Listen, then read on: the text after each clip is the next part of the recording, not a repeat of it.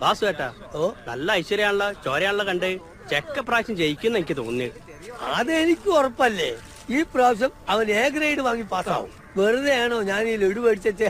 രാമേന്ദ്രനും കൊടുക്കണം ഒരെണ്ണം. ഇനി എന്താണ് കൊടുക്കുന്നത്? അച്ഛാ, ഞാൻ പാസ്സായി.